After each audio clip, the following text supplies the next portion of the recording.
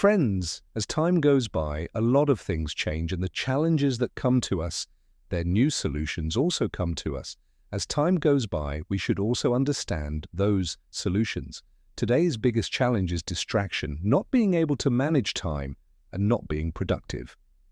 And to solve this challenge, the new theory, the new concept we are going to discuss today is of mind management, not of time management. Today's book summary is Mind Management, Not Time Management, Productivity, When Creativity Matters, written by David Kadavy. David Kadavy is also a writer and a podcaster. He helps people to be productive in their creative work. More than 1 million copies of his books have been sold. David has also appeared in TEDx, The Post, and Observer. So the thing is that many books and speakers tell us how to use our time well. They tell you to do this or that. But the truth is that the time to complete things has nothing to do with management, just depends on how you manage your mind. This summary is going to teach you some simple and powerful techniques to get mind management. So let's get started. Today's book summary is Mind Management, Not Time Management, Productivity, When Creativity Matters by David Kadavy. You look at it all around you. People are busy running around to earn money every day. That's why you should use every second in the right place. To earn money, you fill your calendar with different activities so much that you don't have time to rest. And not only that, people are also doing multitasking these days. That is, doing many things at once, like answering your email while having lunch. Is this the same hustle culture, that is, the culture of running around, which everyone feels proud of as a part of? Is it common to always feel tired, angry, or worried? This summary will prove that time management is no longer useful and you will not get anything out of it. You will learn how mind management can help you succeed and do any work. You will also learn that you don't need to rush to get anything. Mind management is a better way to achieve your goals than time management. So let's get started from this first chapter, Mind Management, Not Time Management. The author of this book, David Kadavy, did not consider himself a writer. He did not like to write since childhood, but one day he was offered a book deal that no fool would refuse. That's why David planned his life in such a way that he could write a book. First of all, he made sure that he had a good time to write a book. He cancelled dinner and other plans with his friends, but he started taking his writing sessions instead. David also stopped going on dates. He even started delivering his groceries and food at home. He had put a lot of effort into focusing on writing his book. A writer's mind is like a box of words, but they play with words. But it was not so natural or easy for David. When he sat down to write, he could not even write a word. And I don't know how many hours would have passed sitting in front of the computer. Then he started feeling pressure on himself. David had to finish 25% of the work of the book in the next few weeks and show it to the publisher. If he could not do this, the deal could have been cancelled. David did not want to disappoint his family and friends. Out of frustration, he decided to join a retreat in Costa Rica. He knew very well that he would not be able to write anything there. Does this mean that he regretted joining the retreat? Of course he did. But David thought that changing the place would help him get out of the writer's block. After saying yes to the retreat, David started regretting. And he left his house. He wanted to get rid of his frustration. Then he met Diego. He was on the other side of the road when he called David as if they were friends. Diego gestured and called David and started talking to him in Spanish. David did not want to look like a fool, so he replied to Diego. After talking to him, David found out that Diego wanted to talk about something like this. He loved to walk on the beach in the rainy season. Their conversation did not last long, but David was feeling pretty good after this. When David returned home, he sat in front of the computer again. In the next hour, David was successful in writing the first chapter. This made David understand what had happened. With this, he was successful in writing. The reason for this was not to take out time to write. Time management is no longer effective. You do not need time, but to write, you need to be in the right mental state. This is called David Mind Management. Mind management means giving priority to your creative energy, but it can also waste your time. Have you ever felt zero motivation by looking at your long to-do list? This happens to all of us. Still, you can get out of this difficulty with mind management. Mind management means looking at a task or problem from a different perspective. In time management, you ask yourself, what can I do now? Most of the time, you start hesitating because of this question. You know that you have to do something, but you don't have the focus and motivation to do it. On the other hand, in mind management, you ask yourself, what kind of work am I in the mood to do now? But what should I do to fit my mood? The best way to complete your work is to match your mental state and that work with each other. This does not waste resources such as energy and time. The next chapter is the creative sweet spot. Being creative is not something that comes to you easily. It is not a grocery that you can buy and bring. It takes time in the process of creativity. To tell a story, to write a song, or to make a painting, it is very important for your state of mind to be right. To enter the creative mode, David uses two types of thinking, which are divergent thinking and convergent thinking. Divergent thinking occurs when your thoughts are scattered. In this, you focus on many things. When you combine these different thoughts, it is called convergent thinking. Then take the example of writing. You want to say something, but you have many ways to say it. First, what do you want to say? Do you want to say it formally, or do you want to say it as if you were talking to a friend? Do you not want to give it a name, or do you want to tell everyone that you have written it? This is called divergent thinking. Convergent thinking is when you choose one of your options. For example, suppose you want to write about your first love. You want to present the tone of your writing to your readers like a friend. You do not want to give it a name because you do not want to bring your identity to everyone. Therefore, to make good creative ideas, you need both diversion and conversion thinking. To make your final product brilliant, you need the best ideas. But how will you find these ideas? By identifying your creative spot. Your creative spot tells you about the time and place where you can do your best creative work. Creative work is not something you can do with the help of a guidebook, where no logic or mathematical formula works. Creative work is a unique thought process which we often call insight. According to neuroscientists, insight is a sudden change in perception or perspective. Insight can also be considered as a eureka moment, which happens when you get tears of joy when you get something. Have you ever had a brilliant plan idea all of a sudden? This moment is called eureka. This happens when you suddenly find some missed words in your song, or you find a perfect plot of your story. Now you want to pant again, but you don't know what to pant. So to pant your favorite cartoon character, suddenly remembering will be a eureka moment, during which it can be easy to find your creative spot. Remember that this is not about mind management or time management. Your energy is not the same every day or the whole day.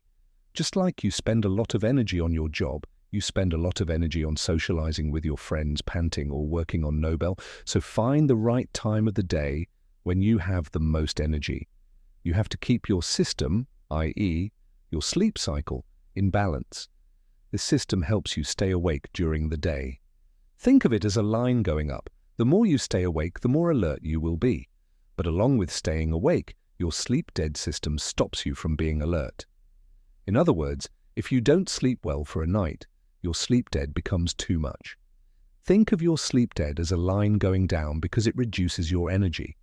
The line of your system and sleep-dead starts at around 2:30 in the afternoon. This is why you feel tired and sluggish at this time.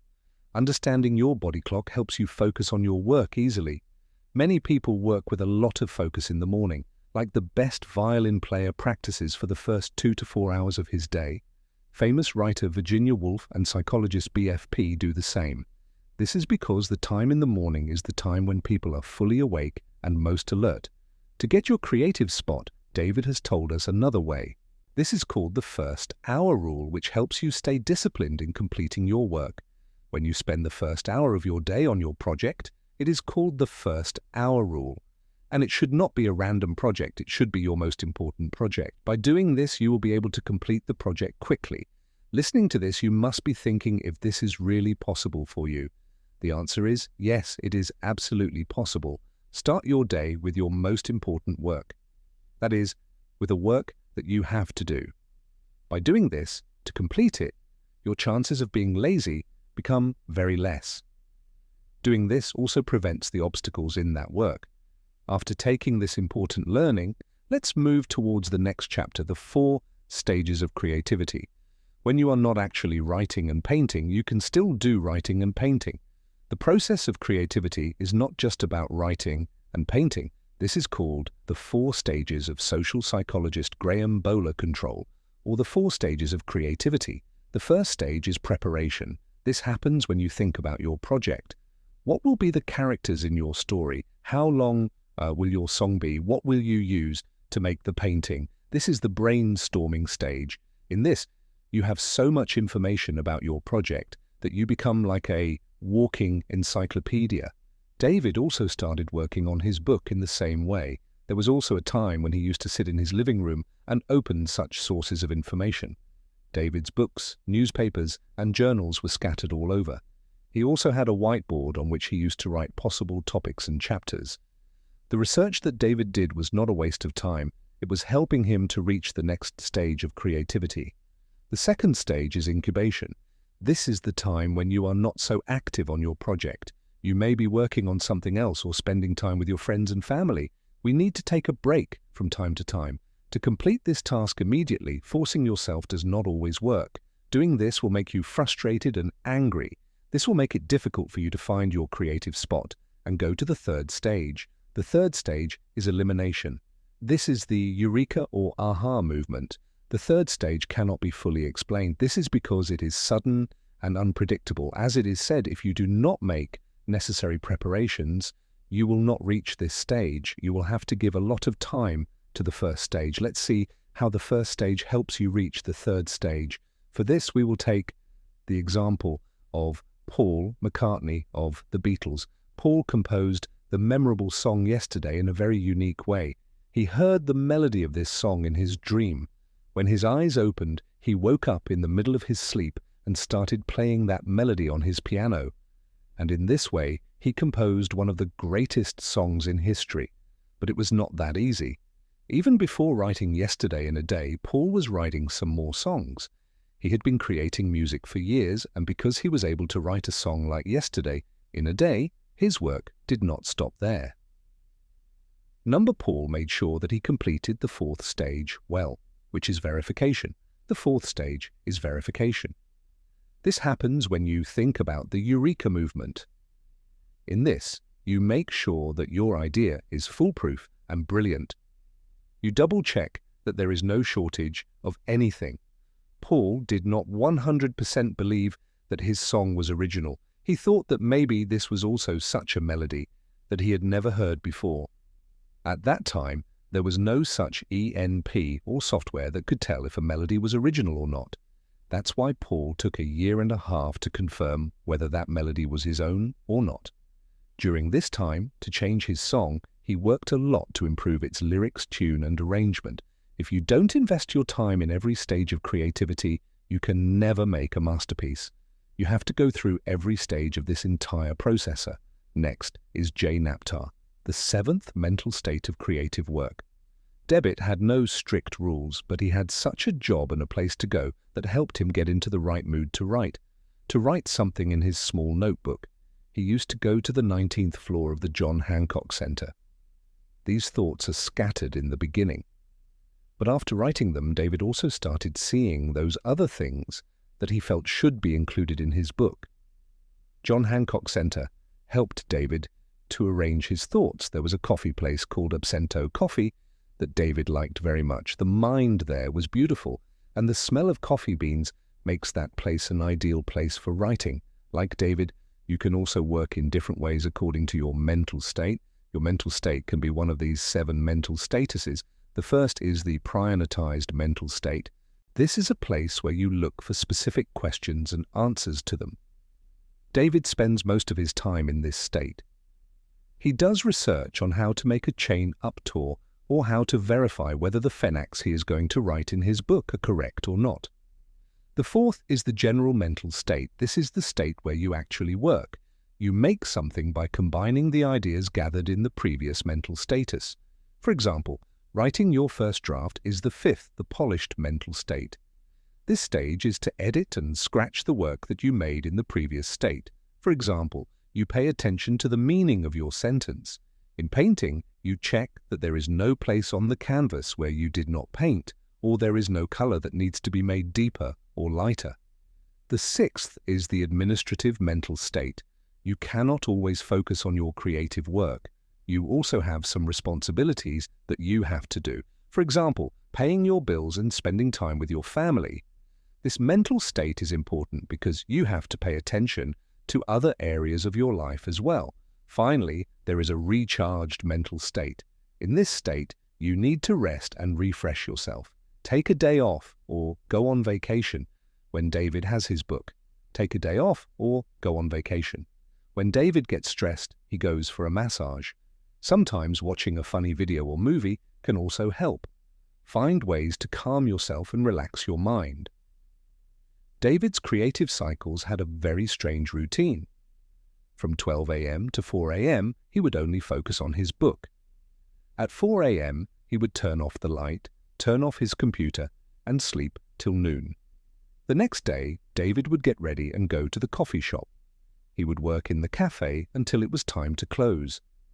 This is called David's creative cycle. It is a cycle that repeats itself, and in this cycle, along with progressing in your work, you also get time to rest. In the creative cycle, there are 4 stages of creativity in which you prepare, inculcate, eliminate, honor, verify. The creative cycle does not need to be based on time. It can be based on weeks and even many different seasons. Let's see an example of the creative cycle. Bat likes to do the first stage preparation of creativity at night. The peace of the night helps her to focus, noise. Therefore, she is able to find a lot of information at night. When she goes to sleep, she goes to the second stage of creativity, which is incubation. When she sleeps, Bat's attention is not on her creative work.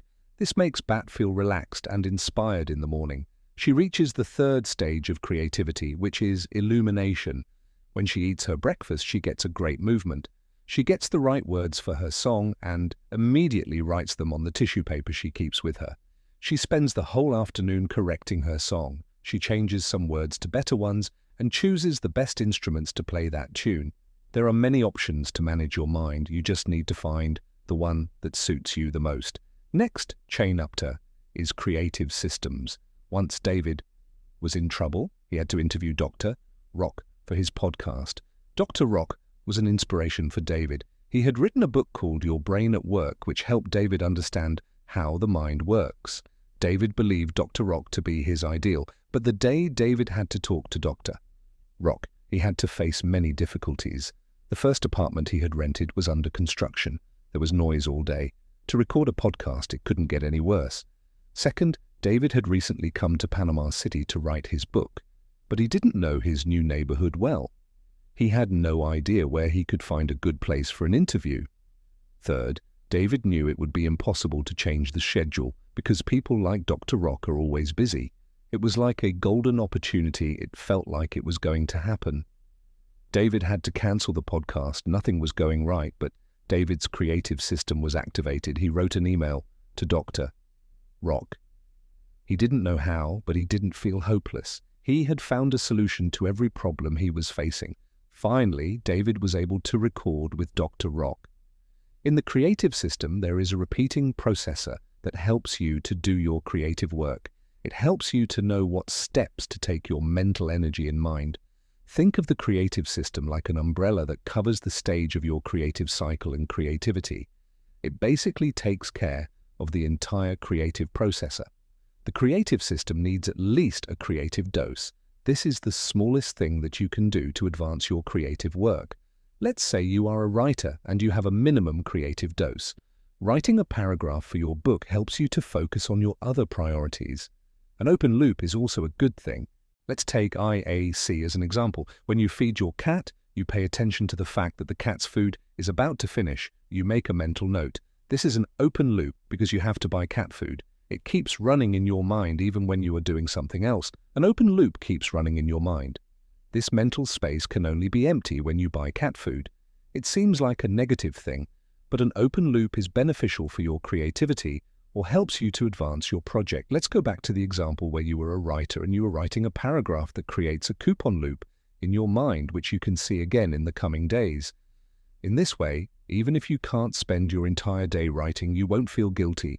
As long as you are progressing, you will keep moving forward and won't lose your momentum.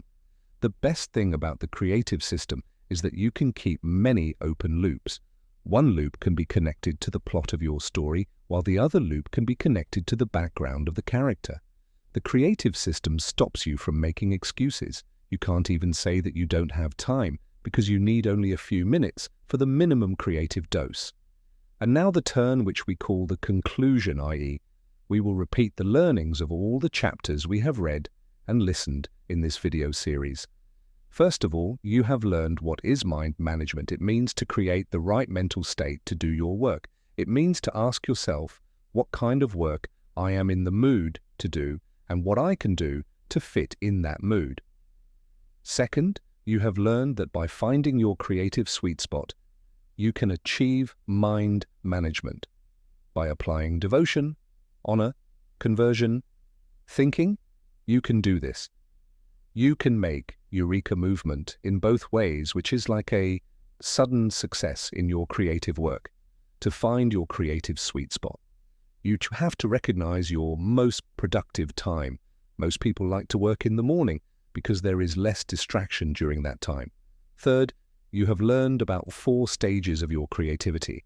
You have to go through all these stages. These stages are preparation, incubation, illumination, and verification. Fourth, you have learned about mental status with your creative work. These stages help you to complete 4 stages of your creativity. These are 7 mental states: priorities, explore, research, generate, polish, administrate, and recharge. Fifth, you have learned about creative cycle. This is a repeating cycle of taking time to do creative work. Creative cycle decides which time frame works for you, even if it is a week, month, or season. Sixth, you have learned about your creative system. Learning about your creative system determines 4 stages of your creativity and creative cycle. It is a repeating processor that tells you what steps you should take or how you should do them and helps you find answers to your questions. Today, the world has become a storm of running life. Everyone is working as fast as they can, but there is a different joy in doing things slowly. Enjoy the processor and don't be in a hurry. As the saying goes, only those who wait for something big will get it. The Vedas say that only patience leads to victory. In the age of destruction, to increase your creativity and to keep yourself focused, you have learned all these tools and learnings. They will prove invaluable for you and you will implement them in your life.